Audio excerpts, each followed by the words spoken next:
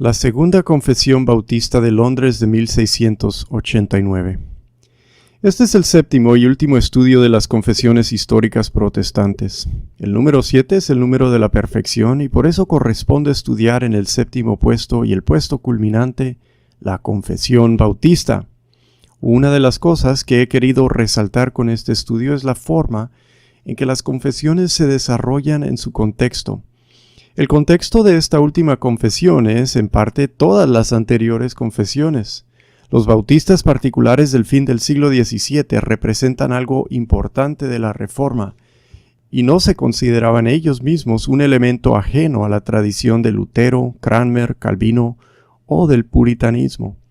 Su confesión la hicieron tomando de la Confesión de Westminster porque querían demostrar a los demás las continuidades entre lo que creían ellos, que estaban diciendo, somos una parte íntegra de la ortodoxia reformada. ¿Quiénes fueron estos bautistas particulares? ¿De dónde salen? Los bautistas de Inglaterra no tienen una raíz muy común con el anabaptismo continental. Sin duda el anabaptismo en algo influyó, porque existía la idea de no bautizar a los niños. En Inglaterra son los separatistas que nos dan a los bautistas que tenemos. Y en este caso los primeros bautistas fueron bautistas generales. Recordando el puritanismo, que quería seguir la reforma de la iglesia inglesa, pero fue frustrado durante los años del fin del siglo XVI y del comienzo del siglo XVII, hubo entre estos puritanos quienes se rindieron en cuanto a seguir la reforma dentro de la iglesia del país. Estos que no querían estar dentro se salieron diciendo que la iglesia nacional no se podía purificar. Se separaron. Son separatistas. Un separatista es un puritano que no ve forma de lograr una reforma completa en el país y en vez dice que hay que formar iglesias aparte y reformarlas independientemente de todas las demás. Un separatista es un puritano que ya no busca purificar el país, sino solo las congregaciones que se puedan.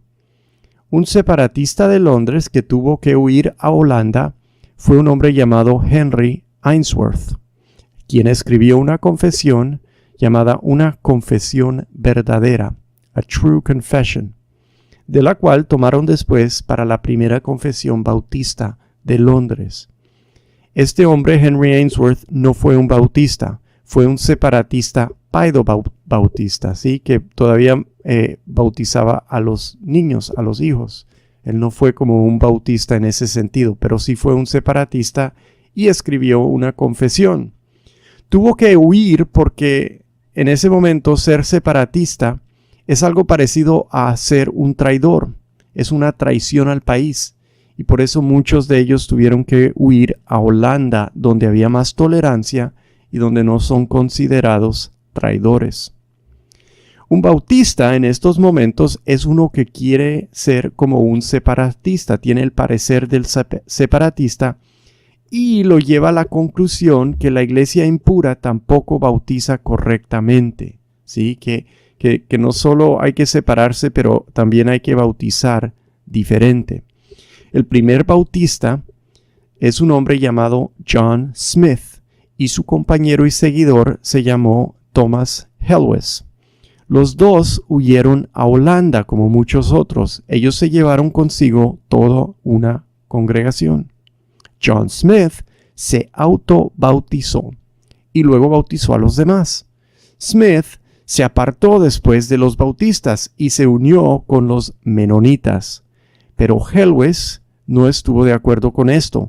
Mantuvo su posición, regresó a Inglaterra con 10 de los originales con los que huyeron de Inglaterra y Helwes con ellos fundó la primera congregación bautista en Inglaterra. Estos dos hombres, Smith y Helwes, fallecen en la segunda década del siglo XVII. Pero representan los comienzos históricos de los bautistas, los que creen en la tolerancia de religión y el bautismo de creyente, y que la Biblia tiene que dirigir cómo se organiza una iglesia y su gobierno de forma bautista. Después de ellos viene un hombre llamado Thomas Grantham. Este hombre fue pastor y evangelista en Lincolnshire, que es como un departamento de Inglaterra. Él fue uno de los más conocidos entre los bautistas generales, quienes escribieron una confesión en 1660. Thomas Grantham predicó, fue perseguido, perseveró, luchó por el evangelio y fue un fiel hombre de Dios. Pero estos bautistas no creían en la redención limitada, en la redención particular, y por eso se llamaban bautistas generales, porque creían en una redención general, que Cristo murió por todo mundo y solo se aplicaba al creyente. Eran algo afines al arminianismo por la redención general que creían, aunque no creo que fueran de todo arminianos. En los demás puntos estaban de acuerdo con el calvinismo, si entiendo eso correctamente.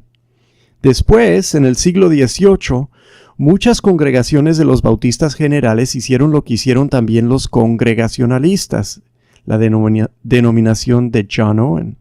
¿Qué hicieron en el siglo XVIII? Se volvieron unitarianos y se apartaron de la ortodoxia. Un unitario niega la doctrina de la Trinidad y eso es muy grave.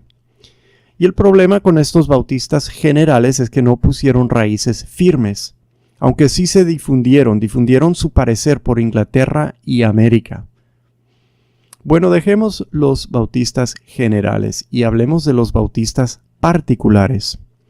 En Londres había una iglesia de la cual no sabemos mucho, a la cual llegó un hombre llamado John Spilsbury en los años de la década 1630. Esta iglesia era una iglesia en transición. Estaban formando su parecer. Estaban haciendo preguntas como, por ejemplo, ¿será que volvemos a bautizar a una persona que se bautizó como niño, como bebé? ¿Y cómo hay que bautizar? ¿Se hace eso por inmersión o cómo se hace? Y uno de los miembros de las varias facciones que están saliendo de esta iglesia en Londres, algo desconocida, llaman a Spilsbury como pastor. Este hombre fue un bautista firmemente calvinista, ¿sí? Él está existiendo en un momento cuando están formando sus convicciones bautistas, pero él no está formando ninguna convicción calvinista porque ya la tiene, la trae completa. Se opuso con gran rigor al arminianismo. Tenía el sistema teológico de la ortodoxia reformada. Era un calvinista muy bien formado y llevó a su iglesia en esa dirección, junto con la parte bautista, bautizar creyentes nada más. Y es en Londres que crece este parecer que le llamamos bautistas particulares. Son hombres como William Kiffin. Él se destacó por ser la única persona que firmó la primera confesión bautista junto con la segunda 30 años después. Él fue un empresario y pastor que logró salir adelante con el comercio y se volvió rico. Y así ayudó a los hermanos. Él debatió en un momento con John Bunyan. Debatieron si era debido requerir que alguien se bautizara para poder tomar la Santa Cena, porque Bunyan decía que no era necesario. Bunyan también dijo, yo no soy un bautista, aunque hay quienes lo cuentan entre los bautistas. William Kiffin, que siempre fue un bautista particular, debatió con él en un momento. Otro hombre bautista particular fue Hansard Knowles, un pastor muy fiel y dedicado. Igual fue Benjamin Keach, un hombre más joven de una generación después de Hansard Knowles, que fue otro pastor fiel.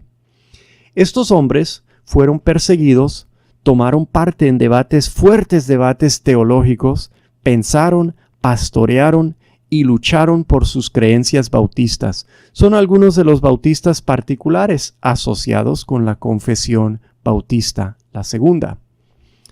Desde el comienzo, los bautistas en Inglaterra fueron acusados de ser anabaptistas. Tenían esto en común: bautizaban solo creyentes. Pero el anabaptismo, que sin duda influyó en algo, no viene del puritanismo inglés. De hecho, era ilegal ser anabaptista y condenado con pena de muerte durante el reino de Elizabeth. Siempre habían otros bautistas en esos tiempos con un parecer que se identificaba por algo como arminianos, los bautistas generales.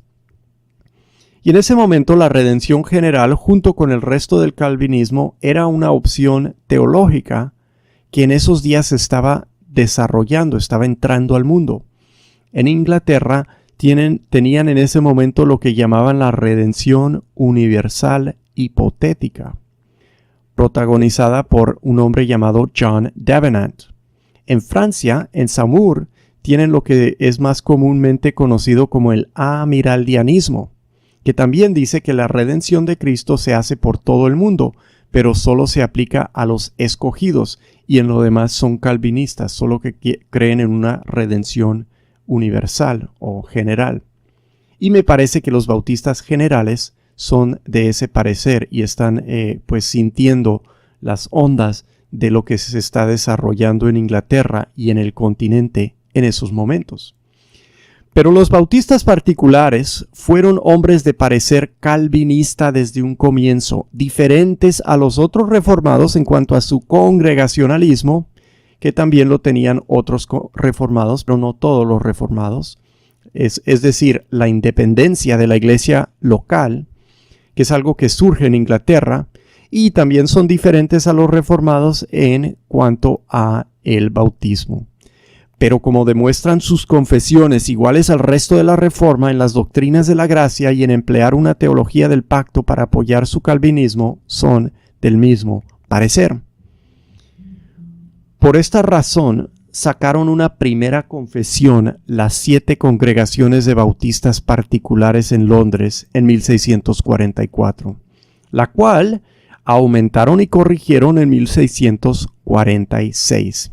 Esa es la primera confesión bautista de Londres. Querían decirle al mundo, no somos anabaptistas. De hecho, con estas palabras comienza esa confesión. Dice, una confesión de fe de 7 congregaciones de Cristo en Londres, comúnmente llamadas de manera injustificada anabaptistas. Esta publicación procura vindicar la verdad, instruir a quienes la desconocen y aclarar aquellas calumnias que tan a menudo les son lanzadas de manera injustificada, tanto en la prensa como en los púlpitos. Y por ser muy parecidas, se cree que esta confesión es basada en la verdadera confesión de Henry Ainsworth, que mencionamos antes. Esta primera confesión bautista es un documento inusual en su tiempo por la moderación y la razonabilidad de su expresión. La verdad es que sus enemigos la leyeron y le hallaron ningún error. Sin embargo, dijeron los enemigos de los bautistas que lo que estaban haciendo es usar la confesión para ocultar sus verdaderas creencias.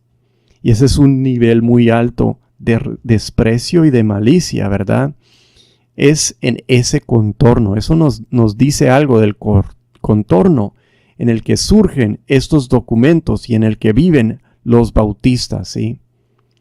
Uno de los problemas que tenían en Inglaterra en este momento es que se estaban disparando las sectas y la situación de verdad confundiría muy fácilmente a cualquiera. Es difícil recordar el número de sectas que existen en Inglaterra en ese momento. Son muchísimas. Y los bautistas particulares usan su confesión para dejar muy claro qué es lo que ellos creen. Y es un documento fantástico para eso. Es un documento que lo logra muy bien.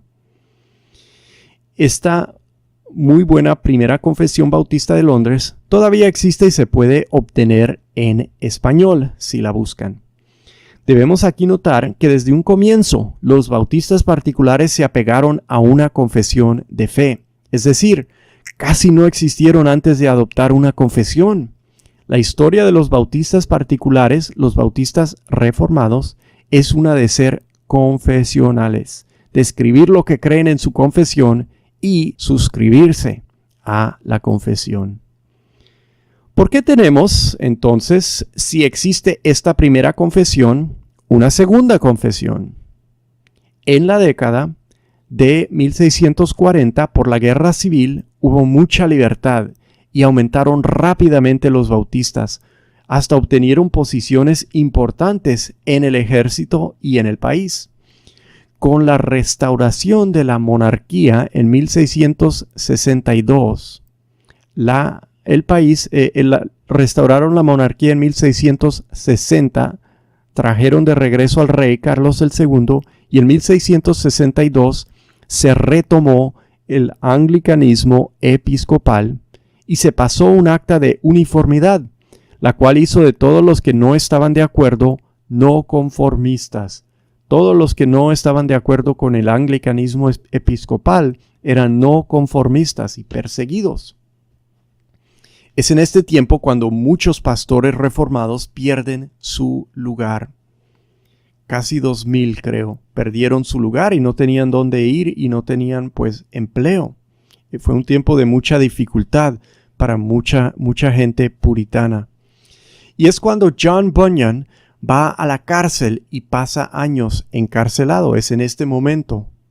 Los bautistas también son perseguidos y quieren mostrar solidaridad con los presbiterianos y congregacionalistas o independientes, ya que todos estaban siendo igualmente perseguidos por el gobierno.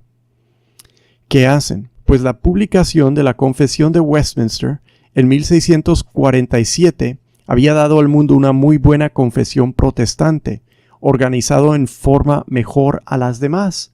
Los independientes ya la habían adaptado para su confesión llamada la Declaración de Saboya de 1658. Es decir, la redactaron para su denominación.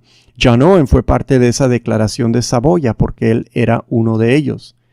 Los bautistas particulares hacen algo igual con su confesión. Sí, adaptan la confesión de Westminster en 1677. Toman el patrón de la confesión de Westminster. En parte esto se debe a que estaban agotando las copias de la primera confesión. Había gente que ya ni la conocía. Y en parte es por mostrar solidaridad. Pero la razón principal, según los historiadores, parece ser la defección de un hombre llamado Thomas Collier. Él era un predicador bautista particular que trató de unir a los bautistas particulares con los bautistas generales. Y eso fue una de las razones por la cual hicieron otra confesión. Parece que este hombre ellos necesitaban afirmar, los bautistas particulares necesitaban afirmar muchas cosas que este hombre se puso a negar y con el cual ellos habían estado asociados. Creo que él fue como un misionero, lo enviaron a predicar y se puso a decir que los particulares y los generales no tenían diferencias y minimizar la doctrina y quién sabe qué. Y por eso querían tomar su distancia de él con una nueva confesión clara. ¿Qué sabemos del contexto de la Segunda Confesión Bautista de Londres? Una de las 7 iglesias de la primera confesión se ubicaba en el sector de Londres conocido como Petty France. Petty France. Ellos tenían 2 pastores, Nehemias Cox y William Collins. Nehemias Cox fue un hombre muy bien educado, manejaba latín, griego y hebreo y se destacó en escritos defendiendo a los bautistas particulares y avanzando su teología. Se cree que principalmente son estos hombres, Nehemias Cox y William Collins, que elaboran la segunda confesión. Esta iglesia en Petty France, en Londres, es un sector de Londres. Primero publicó esta segunda confesión en 1677 y parece que ya la conocían varios, o sea, la habían circulado en borrador antes de publicarla. Se comenzó a emplear por todo el país, es decir, la gente la conoció, las congregaciones la leyeron y dijeron, eso está muy bueno. Pero en esos días no se podían juntar en una asamblea los bautistas porque la ley prohibía que hicieran asociaciones religiosas afuera de las asociaciones oficiales de la iglesia anglicana. Pero sucedió la Revolución Gloriosa de 1688, en la cual Los ingleses corrieron al rey Jacobo II, el hijo de Carlos II, y pusieron otro rey, un noble de Holanda. Es decir, vino una nueva casa real y vino también una nueva política de tolerancia religiosa. Permitieron tolerancia a muchas denominaciones protestantes y permitieron, importantemente, que se reunieran a hacer sus cosas. Y es por eso que tenemos la fecha de 1689. Es el momento en el cual, después de la tolerancia de 1688, por fin se pueden reunir, pueden hacer una asamblea general de bautistas particulares y durante la asamblea formalmente aceptan la confesión para sus iglesias. 107 congregaciones bautistas particulares mandaron delegados a esa asamblea. Tanto habían crecido en esos 50 años. Desde la primera confesión de solo 7 congregaciones. Y aquí hay un principio importante, que las cosas se deben hacer con apoyo de varios y no una congregación sola.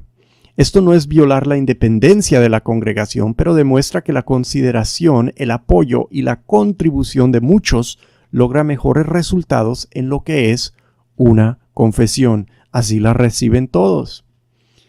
¿Qué diremos entonces del contenido de esta segunda confesión? Podemos decir que es más larga que la primera confesión porque añade temas que la primera nunca tocó. La segunda comienza con el tema de las Escrituras, algo que se desarrolló, como vimos, en los tiempos de la segunda confesión helvética. La segunda confesión bautista tiene una lista de cuáles son los libros de la Biblia, también en reacción al Concilio de Trento, que incluye otros libros en la Biblia católica, ¿verdad? Es decir, la segunda confesión bautista toma de lo que primero vimos en la confesión escocesa de John Knox y que luego se refleja en la confesión de Westminster, que es de donde lo toman los bautistas. Habla también la confesión bautista del día de reposo, que no lo hace la primera confesión, y de la observación del cuarto mandamiento en el domingo. En las últimas décadas del siglo XVII, algunos llegan a pensar que la adoración cristiana debe hacerse el sábado y no el domingo. En Norteamérica tuvieron bautistas del séptimo día. Quizás es por esto que se desarrolla más esta parte en la segunda confesión. También, la relación del creyente a la ley de Dios es un tema que aclara la Reforma y el puritanismo inglés es uno de los más estrictos en cuanto a la observación del Día del Señor. Esto sin duda es algo que toman de la confesión de Westminster. También una diferencia entre la primera y la segunda es que la segunda habla del matrimonio. Interesante que lo definan.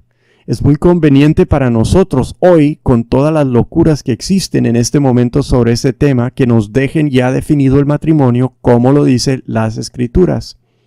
Parece que, con todas las sectas locas y la poligamía de los anabaptistas, este tema tocó aclararlo en ese momento también. Esta segunda confesión es más completa que la primera porque también expande algunos temas. ¿Cuáles? Sobre la iglesia, ya que han desarrollado su práctica por más tiempo y en un contexto de mucha polémica. Entonces tienen ideas más avanzadas. También otro tema es el calvinismo. El calvinismo de la segunda confesión demuestra una participación en los debates de su actualidad sobre este tema.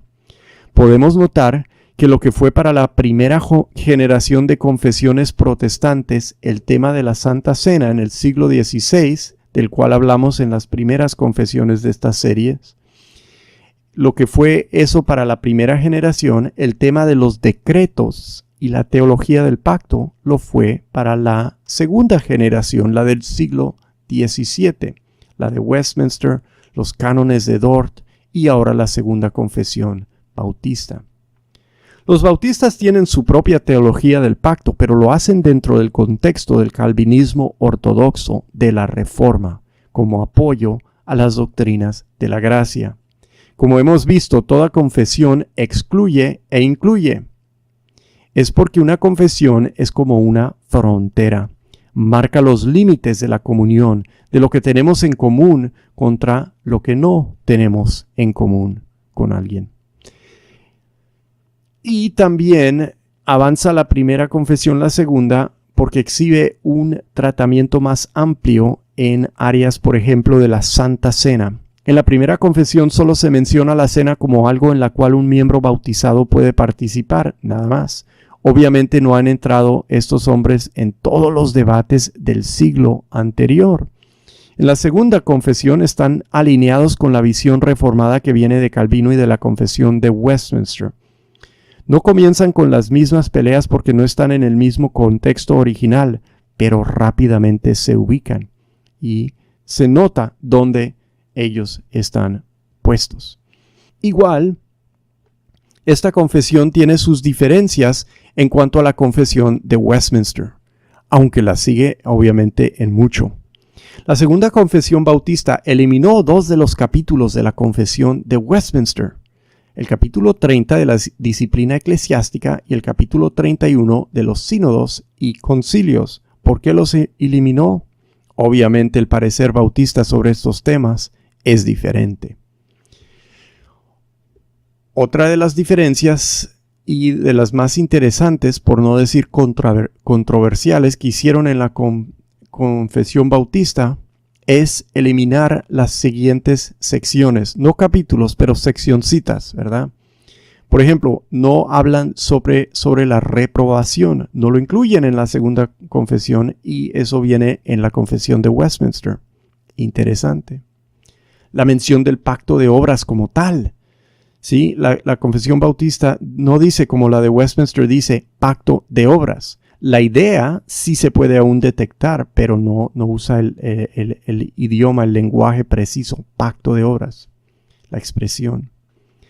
También eliminan sobre el deber del magistrado de suprimir herejías y la prohibición de rebelarse contra el gobierno. Un bautista puede rebelarse contra el gobierno y un presbiteriano no lo puede hacer. Estas últimas 2 se eliminan debido a la creencia bautista en la separación de la iglesia del Estado. Son los que operan afuera del ámbito de la religión promovida por el gobierno que logran este parecer. Y es también por eso que a veces los acusaban de ser anabaptistas. Porque Calvino no tenía ese parecer. Él no creía que se podía realmente rebelar uno en contra del gobierno. Esa es una diferencia que él tenía, recordemos, con John Knox. A la misma vez que le quitó la confesión bautista algo a la confesión de Westminster, la confesión bautista también agregó. Al capítulo sobre la iglesia le agregó 9 secciones, ¿sí? A las 6 originales.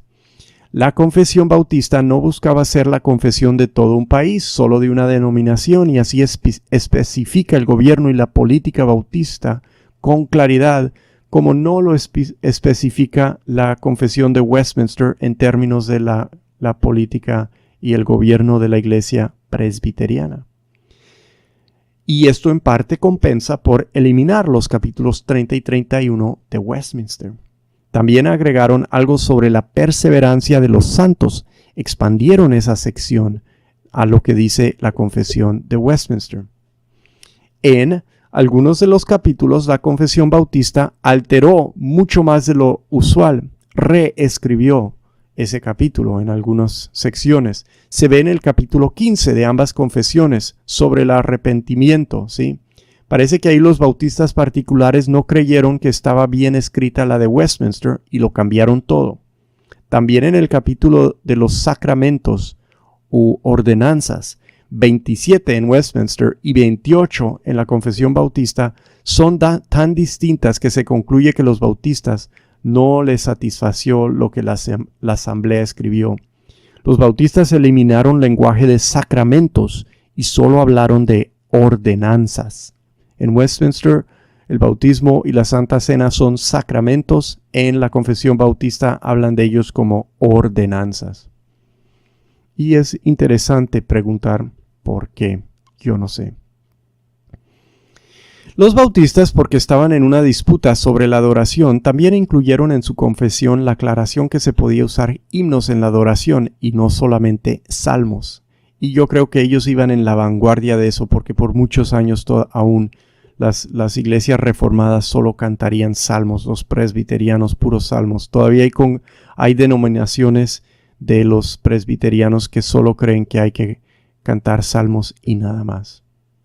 Bueno, además de todo esto, la Confesión Bautista tomó de la Declaración de Saboya, la Confesión de los Independientes, la Declaración de Saboya en la que participó John Owen, y tomaron copiando exactamente lo que dice esa declaración acerca del Evangelio. Es un capítulo netamente inventado por los de la Declaración de Saboya, que no está en la Confesión de Westminster. Y es en este capítulo que dejan de tener en la Confesión Bautista la numeración paralela de la Confesión de Westminster, ya que el capítulo 20 de los bautistas es sobre el Evangelio y en Westminster ese capítulo no existe. ¿Sí? Sigue el capítulo 20 de Westminster corresponde al 21 de la Confesión Bautista por eso, y así el resto. Más se podría decir acerca de esta confesión, pero en otro lugar estamos desarrollando un estudio más a fondo, así que por ahora dejamos ahí la Segunda Confesión Bautista de Londres. Quiero concluir este estudio observando que lo que hemos hecho es una breve introducción histórica de algunos de los documentos importantes de la Reforma, dando también un sentido del contenido de ellos. Al que quiera buscar, le esperan muchos recursos con mucha más información. La esperanza es que la persona que oiga esta serie pueda entender algo y apreciar las confesiones un poco más, y que se animen a leer algo más de estos documentos, que la verdad son muy ricos en teología, muy importantes para nuestra historia y que todavía están en uso por protestantes de varias denominaciones, los protestantes de las denominaciones que son serios en cuanto a la doctrina y la práctica de su religión. Tenemos que entender que el protestantismo serio viene con confesiones.